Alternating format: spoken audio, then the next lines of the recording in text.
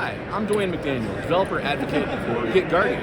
GitGuardian is a company that most people associate with finding hard-coded credentials, and we still do that. We're awesome at it.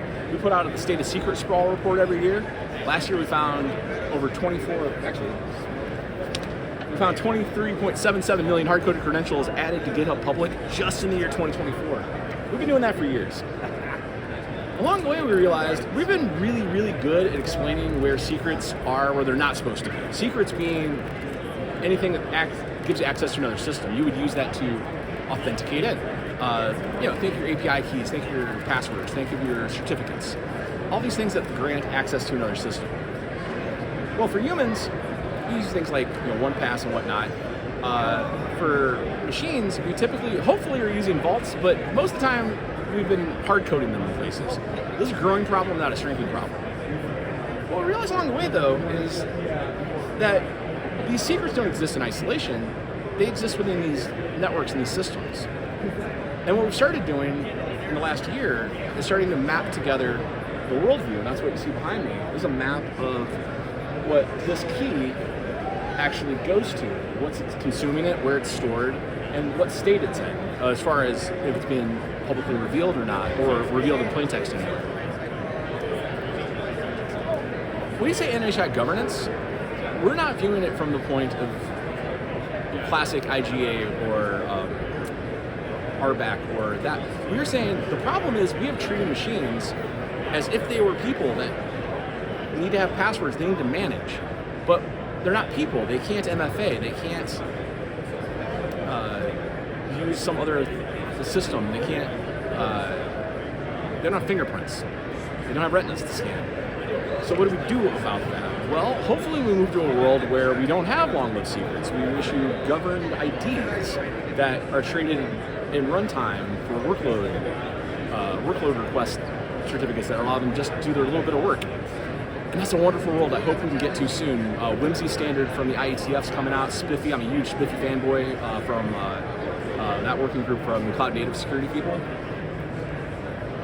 But you can't get there if your developers are still just hard-coding secrets, because that's how they do it. That's just how it works.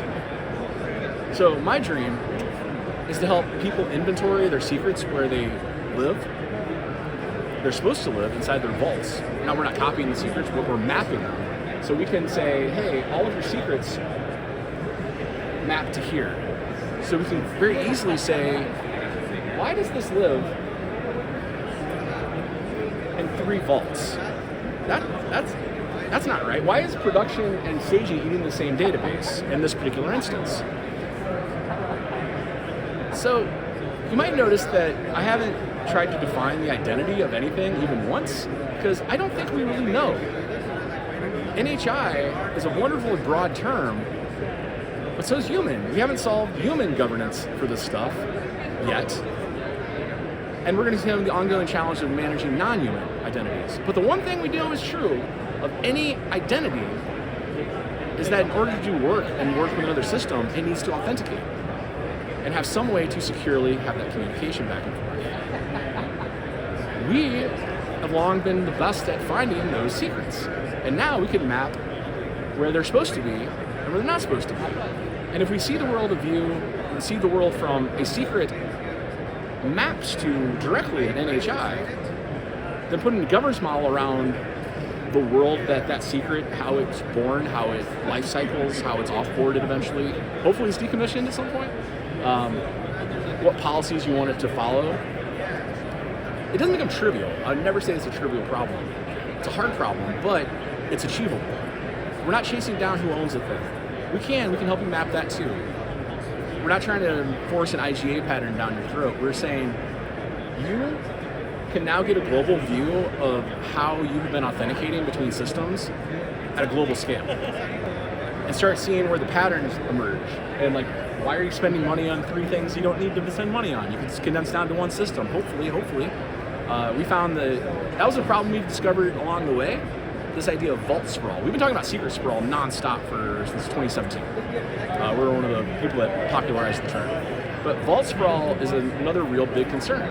Just because your secrets are in a vault doesn't mean they're going to stay there. That's why we map to other systems as well. When I say places they're not supposed to be, course, we mean Git. Git's under name, so Git, like all your repos. Hard-coded secrets. That's the first thing people think of. It's like, well, that's the point part of the problem, isn't it? Well, we also connect to like your container registry using containers themselves, documentation, file storage, messaging, ticketing. So a report you put out every year, and it's CI/CD pipelines, of course.